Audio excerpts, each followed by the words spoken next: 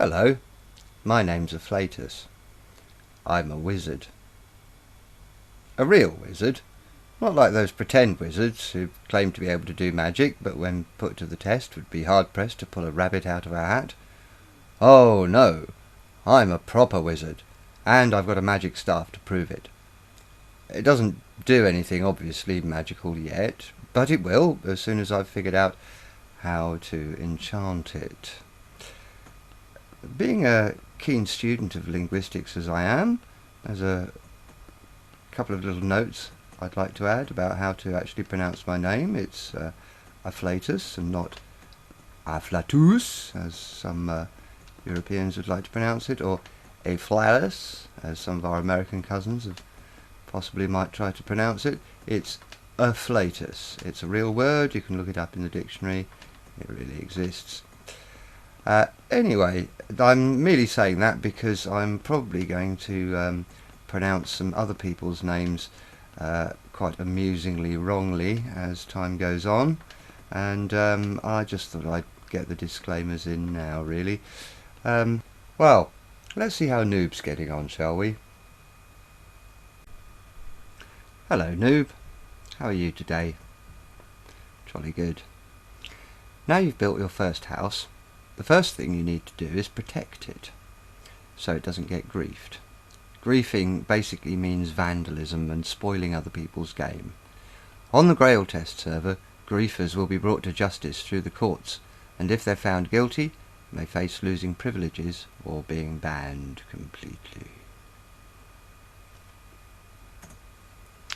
Often, griefing is unintentionally caused by newbies who don't really know how to play, so the best way to beat griefers is to protect your stuff.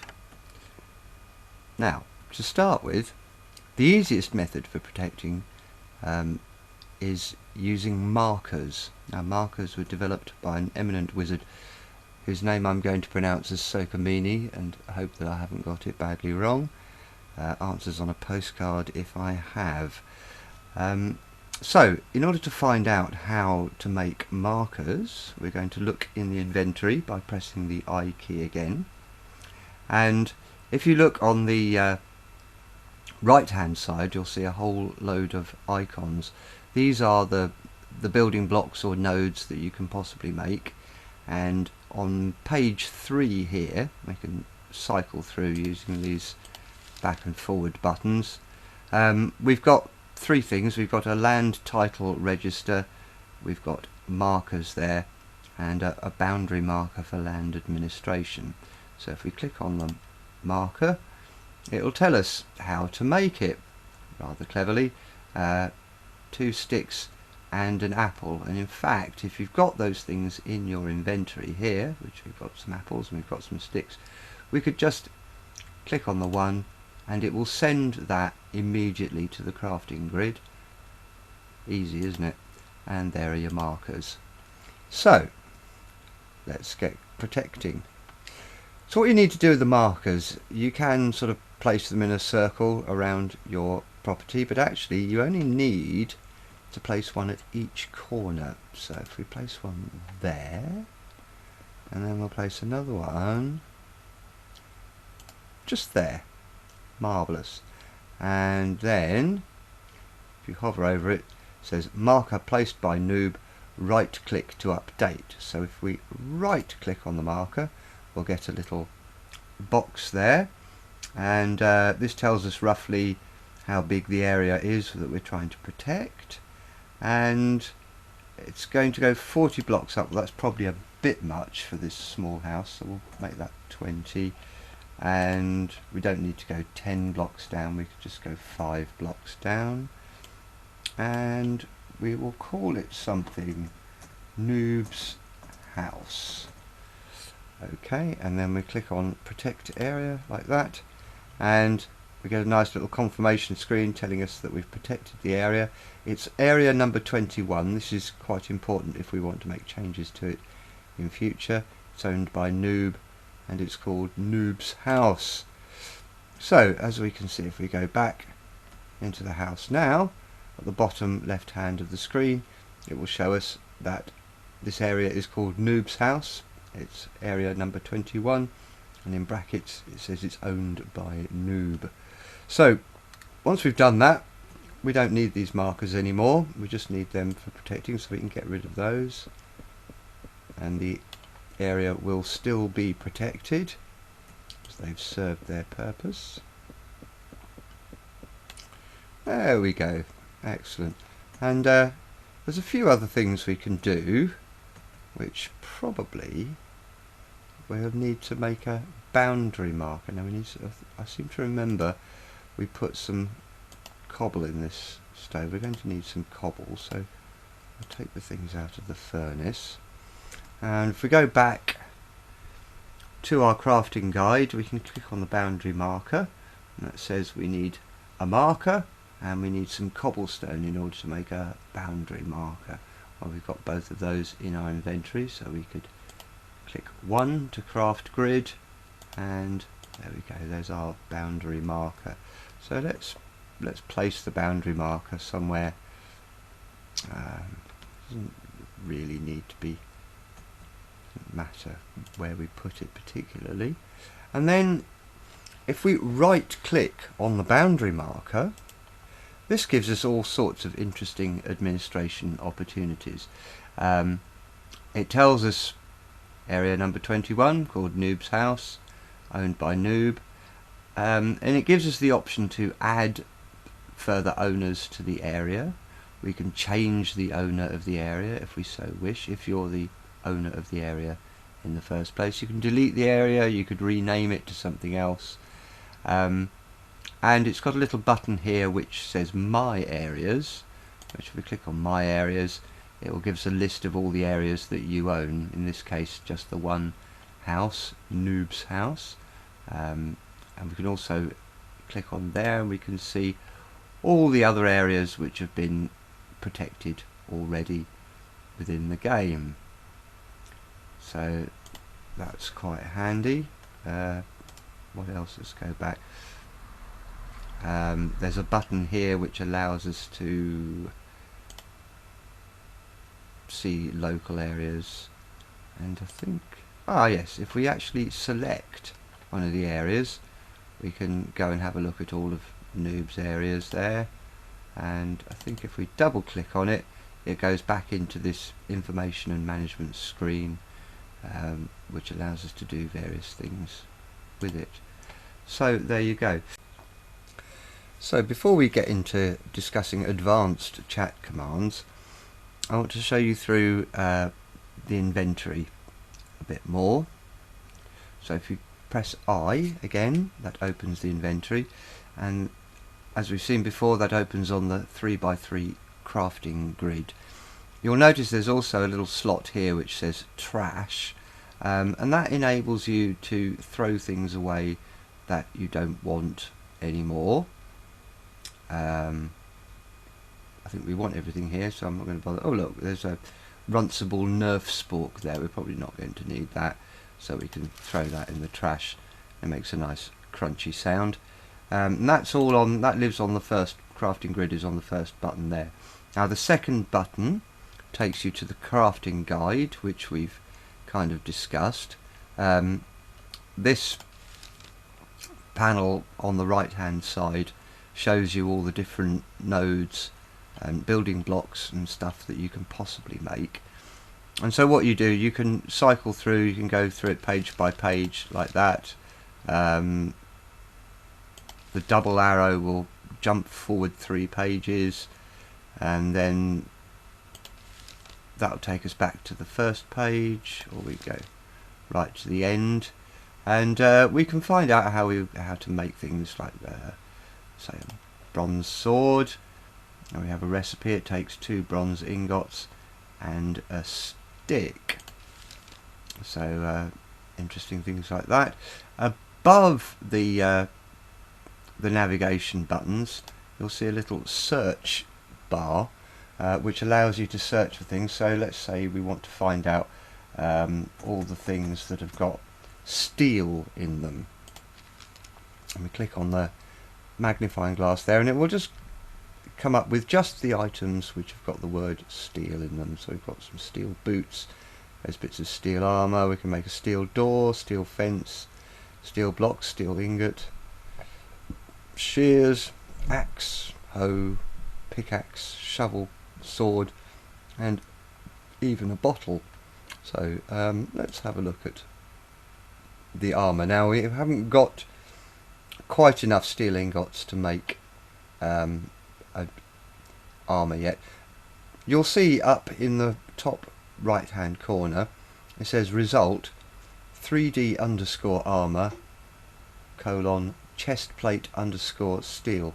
This is quite important because this is how things are named internally in the game, and some of the more advanced chat commands will actually use this description if you want to refer specifically to things.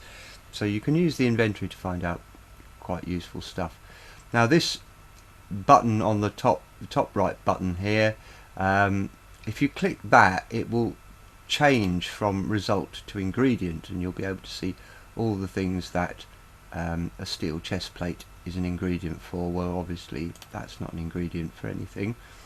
We've got the buttons below that which enable you to paste this to the craft grid, assuming that you've got enough ingredients. And I think if we did it at the moment, well, it'll sort of almost do it but not quite, so I don't think we really want to bother with that. We'll have all those back, thank you very much.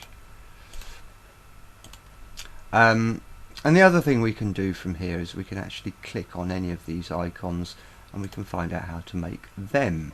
So we find out that you can actually make a steel ingot by recycling a steel bottle, or we can cook a lump of iron, that's, as we've seen, that gets a steel ingot, or alternatively we can also craft a steel block into 9 steel ingots. So we've got various ways of making steel ingots. And then if we click on the top right button there, we can see all the different uses, all the different things that can be made with steel ingots. And there's about 36 different things. Steel door, there's signs, there's armour, all sorts of things that you can make with steel ingots. So this is probably your main source of help in the game. This is nearly all the questions of how do I make this, that or the other can be answered by using the crafting guide. There we go, loads of different things. So that's the crafting guide. Now at the bottom there are some more buttons here. This third one in allows you to set your home position. Now that's probably quite a useful thing to do, noob. You can set your home position, and it will set your home position to wherever you are at the time. So if we just click on that, and we get a nice little doorbell sound, and that means we'll be able to come back here whenever we want. Let's have a quick demonstration. So we come out here to watch the sunrise. Oh, isn't that lovely? Oh, lovely sunrise. I do like watching sunrises. And then when we've had enough of that, we can go back into the inventory and we can click on the 4th button with the green roof, and it says go home. Whoopie-doo, and here we are, we're actually back at home. So that's quite nice. The next 2 buttons, there's a sun there. These 2 don't actually do anything unless you've got the time privilege. That would set the time to day and that would set the time to night, but because we're new to this game we don't have that privilege. Now the next button, which says clear inventory, I recommend never clicking at all, because this is an extremely dangerous button. It will trash everything in your inventory. I'm just going to say that again. This waste basket here, or trash basket, garbage can, however, whatever words you use for it in your language, if you click on that, it will clear your entire inventory. That's extremely dangerous.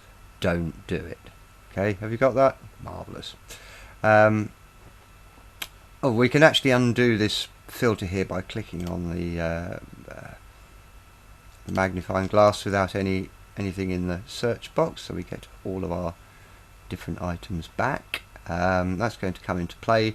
The next button on the bottom bar here is bags. Now, bags are very interesting. What bags do is they extend your inventory. So I happen to know that the bags are somewhere towards the end. Here we go. Up here we've got various different sizes: small bag, a medium bag, and a large bag. So if you want to know how to make those, again, click on the item. If we did, we would be able to put our bag in this slot here, and then click on that, and we'd get a load of extra space. We'll find out how to make that. We'll explore that possibility later on in another episode. Moving on through the buttons, the next button here that's got a little picture of a little picture of noob, actually, by the looks of it. If we click on there, we can change the skin. So we get a little picture of our current appearance, and we go into there, and we've got several pages of different skins that we could choose. So let's have a little sort of page of hearts. That looks very nice. Okay, so oh, there we go. Now we're looking absolutely very dapper, noob. I think you look much better like that. Yeah, hooray. Okay, so we'll click I again. I'll explain how I did that in a minute. And we'll just move on to the last couple of buttons. Here we have a shield, which is which enables us to set the armor. So we've got 6 slots up here, and when you make some armor, which we haven't quite got enough, I don't think we've got enough ingredients to do, unless we make some wooden armor. Maybe we could make some wooden armor. Why don't we do that? So we're going to need some planks of wood, and let's see how we make wooden armor. What should we make? A wooden chest plate. Yes, we've probably got enough to make that, so we'll put that in the crafting grid. We get a wooden chest plate there, and then we click on the shield, and we can put our wooden chest plate in one of the slots there, and you can see immediately that we've got armor level 9 there. It doesn't do any healing, it doesn't resist fire, it's wood, but you can see that there's the armor in place. And if I just get rid of the inventory window a minute, there we go. You can see that noob is actually wearing that lovely bit of wooden armor. Marvellous.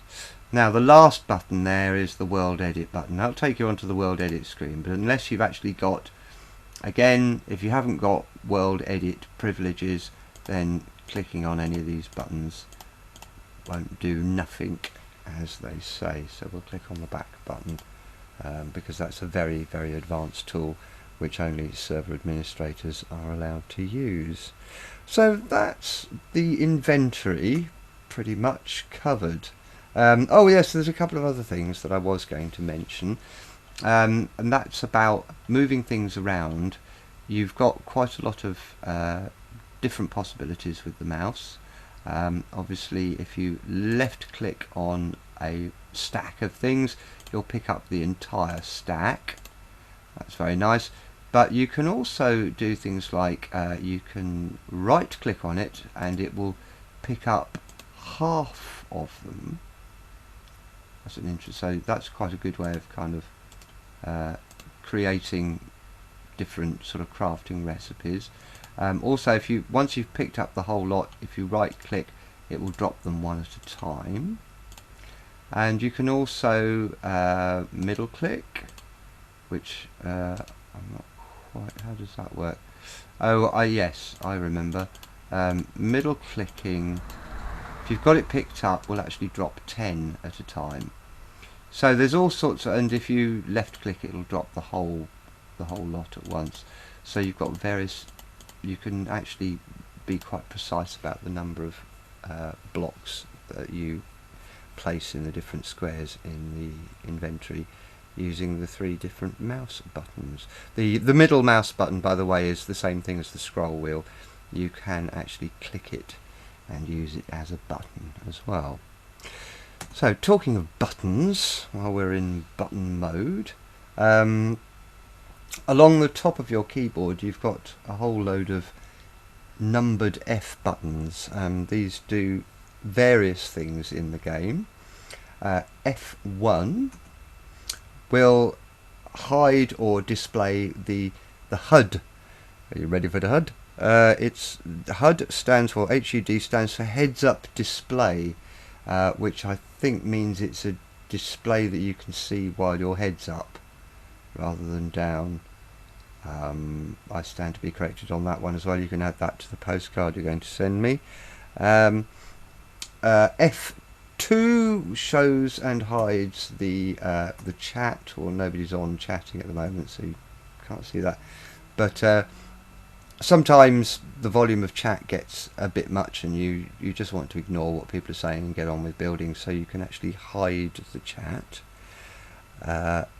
F3. F3 enables or disables fog. I don't know if we're really going to see. No, we're not really going to see the effects of that, are we? Let's use another button here. F7. Just skipping ahead quickly. F7 toggles between the third person and first person views. So if we hit F7 at the moment, we'll go into first person view, and if we cycle through those, we'll end up behind ourselves, in front of ourselves, and back in first person. So let's go into first person view. Now if you have a look at the trees in the distance there, you'll see they're all a bit foggy. So if we hit F3, the fog disappears and we can see a little bit clearer now. There we go, see, that's with the fog on and that's with the fog off. The other button that's related to this is the R key. Now the R key enables long range view. You won't particularly want to use this when you're trying to do things because it slows the game down quite terribly. But with the R enabled, you can actually see for miles and miles and miles, as The Who once said. But it does slow the game down, so it's not something that you want to be running with most of the time. F4 doesn't actually do anything anymore. It used to have something to do with camera updates, which there wasn't really any point in changing, so that's now been disabled. F5 has got a whole load of debugging info. There we go, at the top of the screen. Let's just look at something a bit darker so we can see it. At the very top of the screen you'll see a whole load of strange hieroglyphics, most of which you don't really need to worry about. It shows the frames per second that you're getting. We're getting a nice 39 there. And a whole load of stuff that's mostly only relevant to developers. You can see how far your viewing range is, the V range. What is quite useful is it does tell you your exact position. The first thing in brackets, those 3 numbers in brackets on the second line, are actually telling you your position in the game. And if you move around, you'll notice that these numbers change. I don't know if you can see that. The bit in brackets after that basically tells you which direction you're facing in. The yaw is a bit like the direction like pilots use, so we're sort of facing, well, we're 176 at the moment, which is roughly south. If you look over there, it's 266, that's east. Look over there, it tells us that's west, and rather helpfully also tells us that it's minus x. That's because the numbers in the first set of brackets are arranged in order of, the first number is your easting, that's how far east you are, so if you get minus numbers there you're actually gone west. The number in the middle is how far above sea level you are, so we're about 16 meters above sea level currently, and the third number is your northing, which is how far north you are. and so obviously if that's a minus number, you've actually travelled south. This can be really, really useful in gauging your position. There's all sorts of uses for that, particularly when it comes to some of the advanced chat commands. That can be very, very handy. A third set of brackets there tells you what the random seed is that the world's running on, and then the last brackets on the last line tells you very usefully what you're actually pointing at and what it's called by the game engine, plus what the image is that's being used to texture that node. Probably not things you need to worry too much about initially, but they can be quite useful later on in the game. Now if you hit F5 again, you will get the profiler graph, which is probably not relevant to most normal players, and the same with F6. F6 will come up with a whole load of interesting gobbledygook, which I presume means something to developers. It doesn't mean a lot to me. F7, as we've said, is our third person, first person toggle. It's quite nice. F8 toggles between cinematic view and non-cinematic view. What that means is if we disable it, the movement is really quite jerky but very precise. With cinematic view enabled, it means that it smooths everything out a bit, which can be nicer for looking around and moving around, and particularly for making videos, but it can be a little bit less precise for building, so you might want to toggle between those two.